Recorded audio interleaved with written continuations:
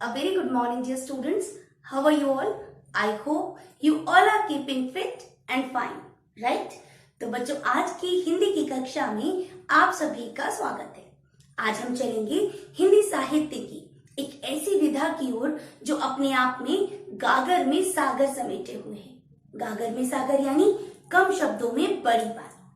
ठीक, तो बच्चों, जैसा कि आप सभी जानते हो कि हिंदी की बहुत सी विधाएं हैं, जैसे गद्य, पद्य, आत्मकथा, जीवनी, निबंध आदि, है ना।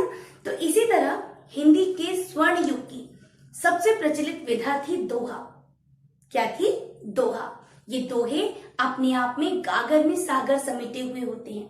इन दो लाइन के दोहों में एक तर्क संगत संदेश छुपा हुआ होता है, जो कि अपने आप में अनोखा होता है। बच्चों, बहुत से कवियों ने, जैसे रहीमदास जी, कबीरदास जी, बिहारी जी, इन्होंने दोहों के माध्यम से जीवन की सच्चाई को उजागर किया है। साथ ही मनुष्य को जीवन में सच्चाई के मार्ग पर चलने के लिए प्रेरित किया है। तो बच्चों, आज की इस वीडियो में हम पढ़ेंगे इन्हीं में से एक कवि रहीमदास जी द्वारा लिखित दोहों में छिपे नीति वचनों को। ठीक है, तो आज के हमारे पाठ का शीर्षक है नीति वचन। क्या है? नीति वचन। नीति वचन। आज की इस कक्षा में हम इन दोहों को पढ़ेंगे और इनके भीतर छिपे हुए गूढ़ अर्थ को और छिपे हुए संदेश को समझने का प्रयास करेंगे। ठीक है, तो शुरू करते हैं हमारे पहले दोहे के साथ।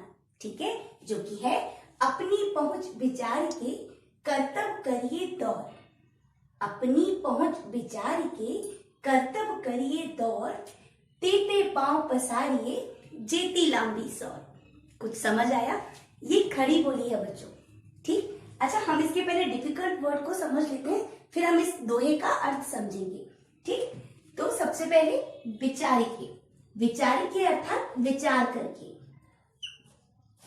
विचारिके अर्थात विचार करके, यानी सोच समझ के, है ना। विचार करके। अगला हमारा है कर्तव्य। कर्तव्य अर्थात कर्तव्य। कर्तव्य अर्थात कर्तव्य। ठीक, तीसरा शब्द हमारा आता है दौर। दौर अर्थात क्रम। दौर का अर्थ होता है क्रम, या हम कह सकते हैं अवस्था। क्रम या अवस्था। तेते यानी कि उतनी। तेते उतनी। उतनी। ठीक, पसारिए अर्थात फैलाइए। पसारना यानी कि फैलाना।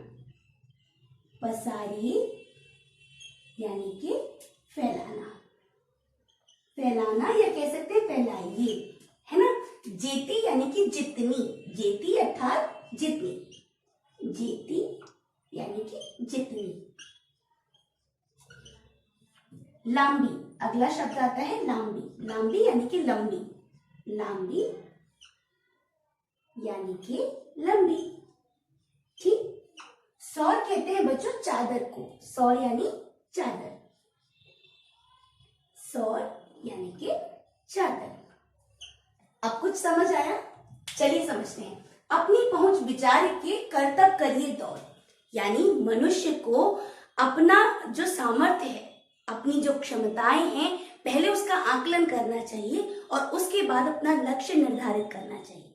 क्या करना चाहिए? सबसे पहले अपनी क्षमताओं का, अपने सामर्थ्य का आकलन करना चाहिए, अपनी एबिलिटीज को जांचना चाहिए, है ना। उसके बाद अपना कर्तव्य करिए दौर। उसके बाद उस क्रम में अपने कर्तव्य को निर्धारित करना चाहिए, अपनी ड्यूटी को निर्धारित करना चाहिए। तेते पांव पसारिए जेती लांबी सौर। तेते मतलब उतने ही पैर फैलाइए जितनी की लंबी आपकी चादर है। सौर यानी चादर। ठीक, और अगर हम अपनी सामर्थ्य से बाहर जाकर, अपनी क्षमताओं से बाहर जाकर किसी लक्ष्य को चुन लेते हैं, तो वो कैसा हो जाएगा कि जैसे आपकी चादर तो छोटी है और आप उसमें पूरे पैर फैला के लेट जाओगे, तो क्या हो जाएगा? आपके पैर उससे बाहर निकल जाएंगे, है ना। तो आपकी जो भागदौड़ है, आपकी जो कर्तव्य के प्रति आप जो मेहनत कर रहे हो, वो क्या हो जाएगी? व्यर्थ हो जाएगी। ठीक, तो हमको सबसे पहले अपनी क्षमताओं का, अपने सामर्थ्य का आकलन करना चाहिए और उसके बाद उस दिशा में प्रयास करना चाहिए। ठीक है, तो और यानी कि हमें उतने ही पैर फैलाने होने चाहिए जितने की हमारी चादर है। ठीक, समझ आया? चलिए बच्चों, अब हम बढ़ते हैं अगले दोहे की ओर। ठीक है, जो कि है रहीमन पानी राखिए बिनु पानी सब सून, पानी गए न उबरे मोती मानुस चून। रहीमन पानी राखिए बिनु पानी सब सून। अब इसके डिफिकल्ट वर्ड्स को देख लें।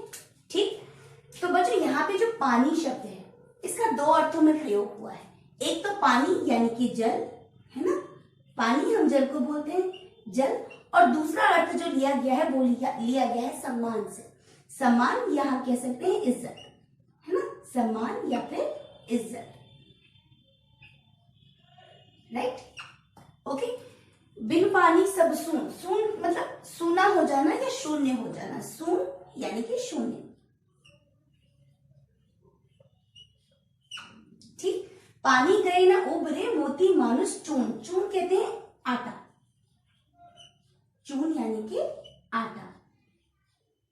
मोती तो आप सब समझते हैं। तो बच्चों ये दोहा रहीमदास जी का काफी प्रचलित दोहा है। आप में से कई बच्चों ने इसे पढ़ा भी होगा, है ना? तो चलिए इसके अर्थ को समझते हैं। क्या है दोहा? कि रहीमन पानी राखिए बिनु पानी सब सून।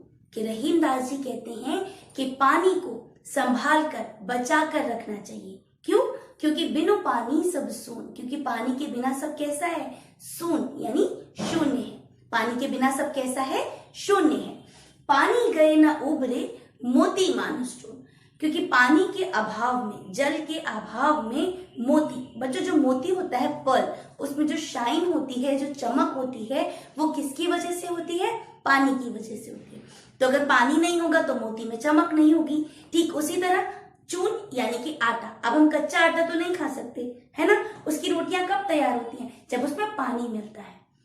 जब पानी मिलता है उसको हम गूंथते हैं, तब जाकर उसकी रोटियां तैयार होती हैं। ठीक, तो पानी के अभाव में मोती, आटा, इनकी क्या है? वैल्यू खत्म है। कोई यूज नहीं है उनका। ठीक उसी तरह पानी यानी कि सम्मान, पानी यानी सम्मान के अभाव में मनुष्य का जो जीवन है वो क्या है? व्यर्थ है। पूरी तरीके से क्या है? व्यर्थ है। हम दोनों ही अर्थों में लेके चले। रहीमन पानी राखिए, चाहे तो सम्मान चाहे तो वाटर, पानी।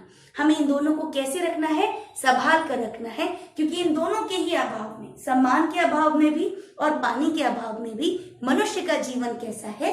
व्यर्थ है। बात समझ आ रही है? चलो हम बढ़ते हैं हमारे अगले दोहे की ओर, जो कि है कही रहीम संपत्ति सगे बनत बहुत बहुरीत, विपत्ति कसौटी जे कसे सोही साचे मीत। ये लगभग वैसा ही है जैसा आपने इंग्लिश में कोटेशन सुनी होगी, a friend in need is a friend in deed. सुनी है? बिल्कुल वैसा ही है ये दोहा। तो पहले डिफिकल्ट वर्ड समझ लेते हैं, फिर आगे बढ़ते हैं। देखिए बच्चों, रीत, रीत यानी कि तरीके, रीति, प्रकार। ठीक, रीत यानी कि विविध प्रकार से, या हम कह सकते हैं बहुत तरीकों से, है ना, विविध प्रकार से। ठीक, विपत्ति को सौटी तो हाँ, सांचे, सांचे यानी कि सच्चा, सांचे यानी सच्चा।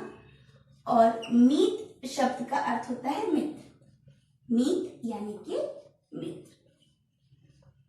ओके, तो इसके चलिए बच्चों इसके अर्थ को समझते हैं। क्या है कि कही रहीम संपत्ति सगी। रहीमदास जी कहते हैं जब आपके पास संपत्ति यानी कि धन दौलत, पैसा, जब आपके पास पैसा होता है ना, संपत्ति सगे बनत बहुत बहुरी, तब आपके पास बहुत बहुत तरीकों से, अलग अलग प्रकार से, भिन्न भिन्न प्रकारों से आपके रिश्तेदार बन जाते हैं, बहुत सगे संबंधी आपके बन जाते हैं, है ना। विपत्ति कसौटी जे कसे, विपत्ति यानी मुश्किल समय में, जो मुश्किल दौर में आपके साथ खड़ा हुआ हो, सो ही साचे में। वास्तव में सच्चा मित्र कौन होता है? वही होता है जो विपत्ति में आपके साथ खड़ा हो, आपको सहारा दे, आपके मुश्किल समय में आपके साथ हो, वो ही आपका सच्चा मित्र होता है। ठीक, यानी जब आपके पास पैसा है, धन दौलत है, तो आपके पास बहुत से रिश्तेदार होंगे, सगे संबंधी होंगे, चले आएंगे, अपने आप अलग अलग प्रयासों से आ जाएंगे। ठीक, लेकिन आपका सच्चा मित्र कौन होगा? जो विपत्ति में, जो मुश्किल समय में आपका साथ नहीं छोड़ेगा, आपको सपोर्ट करेगा, वो आपका सच्चा मित्र होता है। ठीक है, अब हम आगे बढ़े।